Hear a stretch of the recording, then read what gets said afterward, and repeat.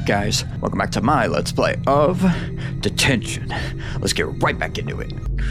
Okay, hold on, we're not quite done yet. We're gonna hit continue. I wanna see what this bad ending is like, if I can. Where are we at? Okay, so we gotta go back out.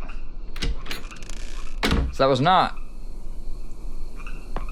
Mr. Cow, as I previously had thought. No, not that way.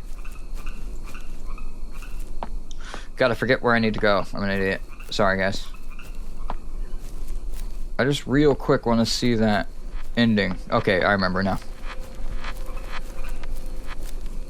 Because I feel like we got more lore about what happened. More information about what happened.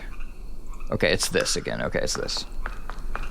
Alright, so now let's answer, like, not correctly and all that jazz. And we'll see when the separation occurs. Oh, whoops, we gotta unshadowliness. I am guessing that she threw herself off the top of the place. And I'm betting that's how the story ends in the bad ending.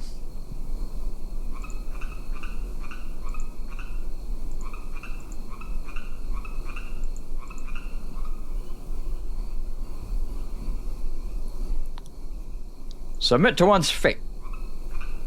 I know that's not right. I know it's not right. I hope you don't have to get all of them wrong. Because if you have to get all of them wrong, then obviously I'm gonna have to go back to the beginning of this chapter, and that would be a lot longer to,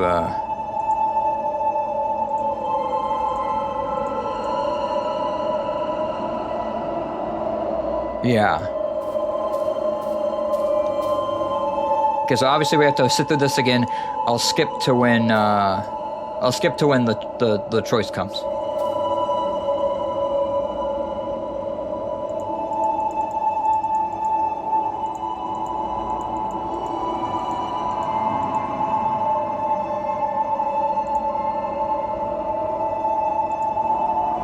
Yep, nope. Okay. I think that's already kind of... No, it's not different yet. Okay, let's see what we got. Let's see what we got. I don't think that you can get the good ending without answering all of the questions correctly. And I don't know if there's a middle ending, like I said. I have no idea. Like I said, it's not actually called the good ending, it's called the truth ending. Or the true ending, or whatever, so. Looks like we're a person again.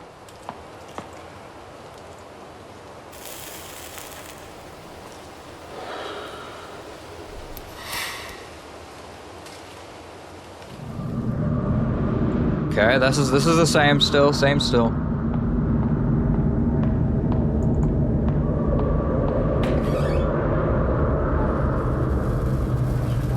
Okay, this is different.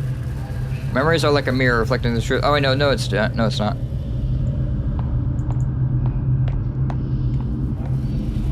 Oh no, this is different.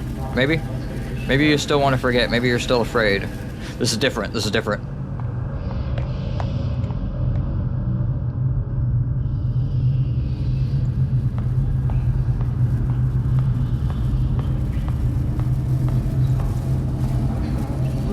Facing your own aspirations, but not confessing to the truth.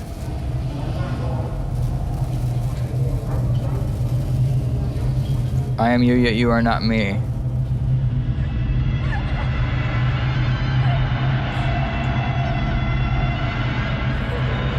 Oh yeah, I remember, yep, this is the bad ending. Yep, this is the bad ending, alright. Oh my god! Oh, rivers of blood and bodies. Oh my goodness, gravy. Oh, I don't know which way to go. Oh, those are probably the names. Constantly cycling over and over with only the river Sanzu at the end of your journey.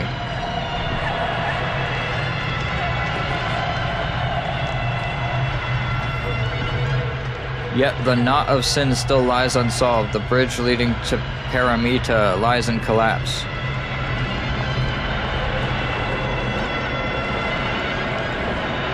So the Requiem with a warm crescendo welcomes you once again.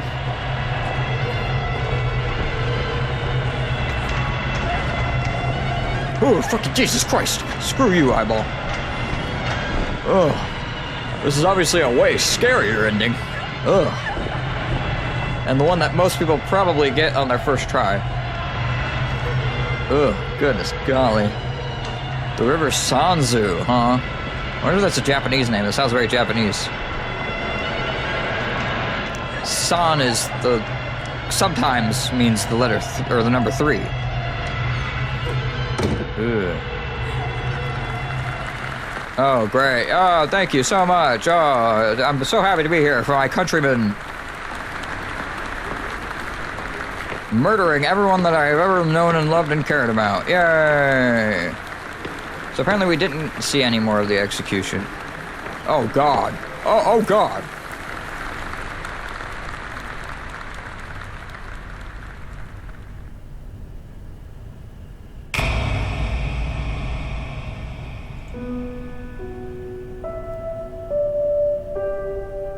Life ends, but sin is permanent. In silence, I await my curtain call.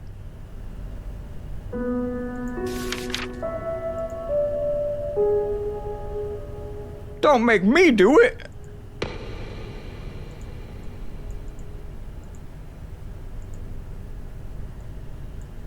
Oh, come on. No. No.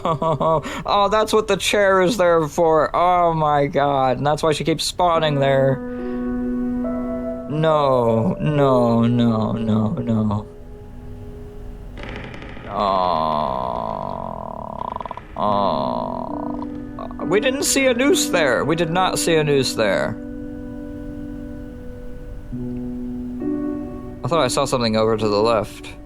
Some shimmer or something. Oh my god. Oh, fucking hell. That's so sad. That's so sad. 17-year-old girl, by the way. 17-year-old. Jesus fuck. Alright, can I skip these this time? No, apparently not. Okay, can't skip the credits. Okay, anyway. So, thank you all so much for joining me through this. I want to get all my thoughts in. So bear with me. Wow. Just absolutely unbelievable. I barely even know where to start.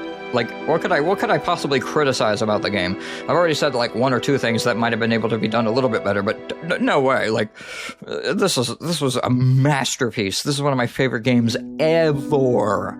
Unbelievably amazing. And I think it shows the potential of a side scroller, style game like Fragile does as well, with the right like set piece value, with the right story, with the right like game mechanics and everything. Oh my goodness, gravy in the horror genre. Beautiful. This is like a it's like a visual novel on steroids. It's amazing. It's beautiful. It's fantastic. I love it to death.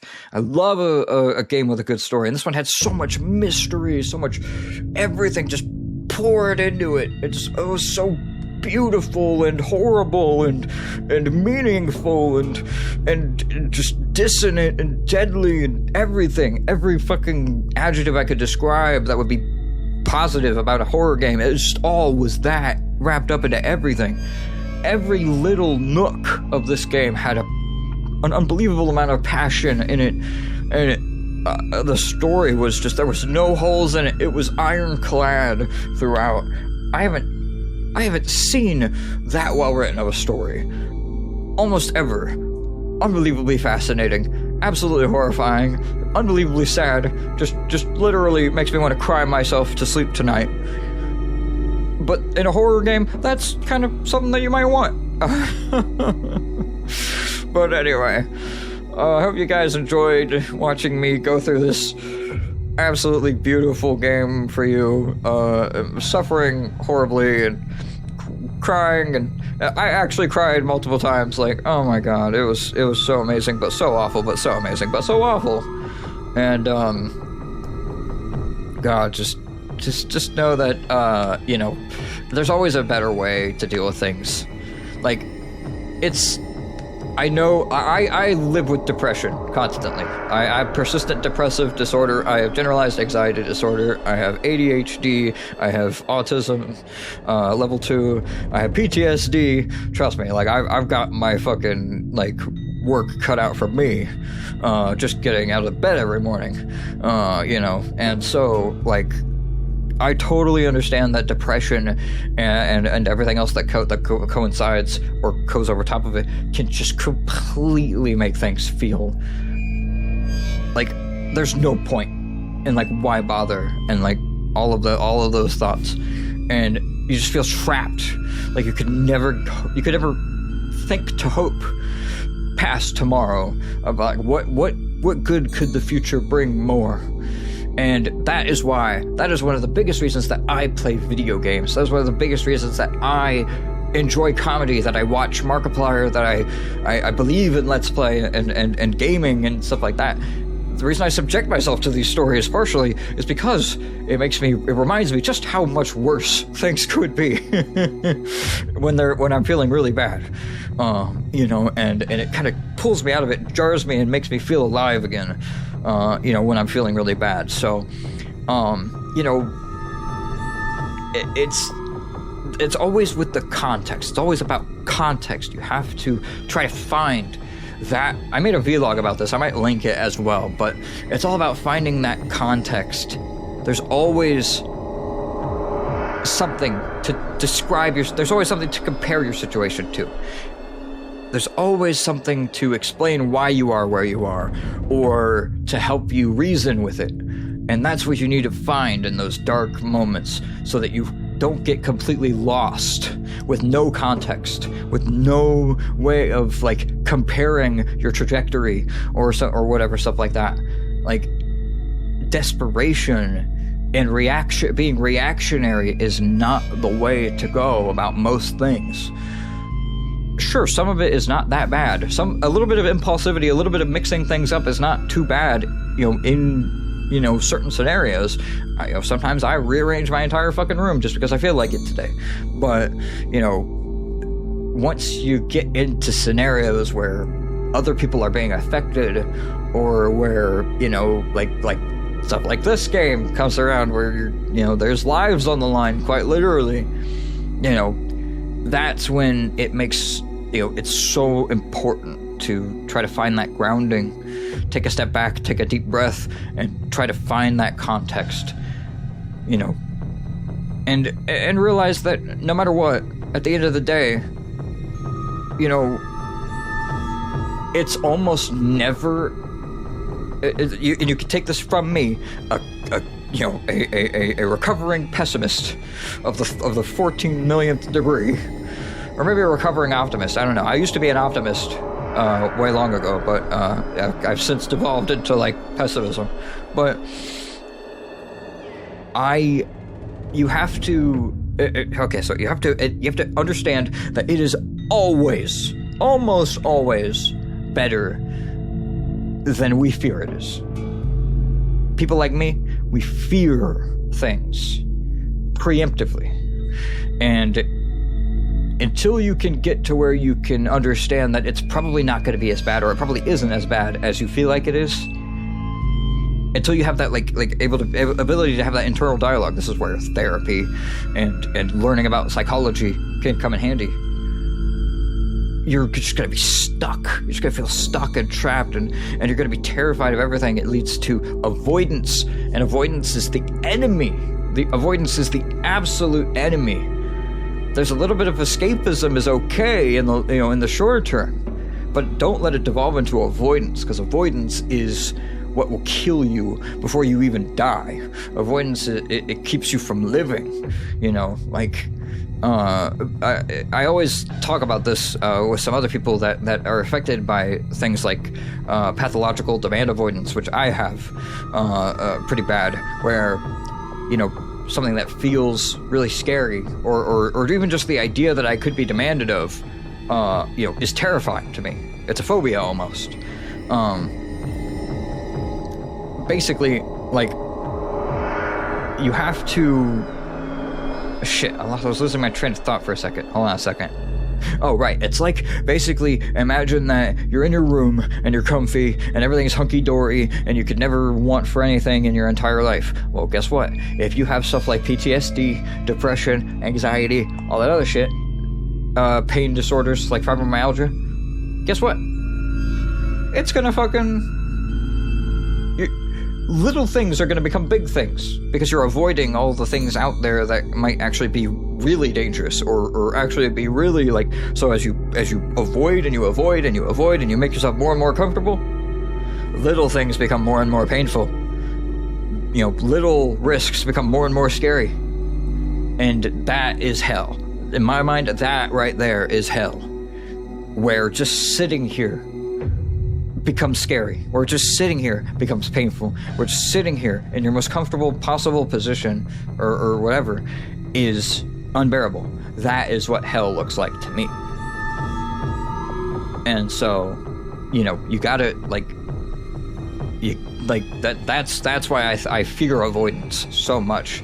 I fear demand, but I fear avoidance in almost equal measure. So but anyway, I've rambled on and on enough about psychology and therapy and all that stuff. Just know that there are people out there who care a lot about you, almost certainly. And, you know, I mean, fuck. You know, I don't even know who you are. I care about you. I care about what happens to you. I hope that you find happiness and love and everything that you want. And, you know, are never driven to the psychotic lengths to get it that the people in this story were. Anyway, so I've rambled on long enough.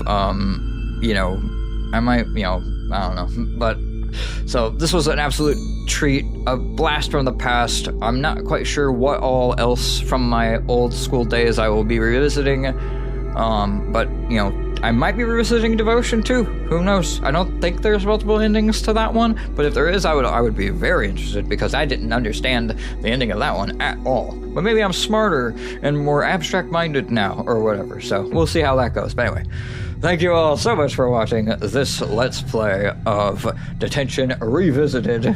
I really appreciate it. I hope that you enjoyed. I really appreciate every single one of you, and I'll see you in the next fucking Let's Play. Come on back.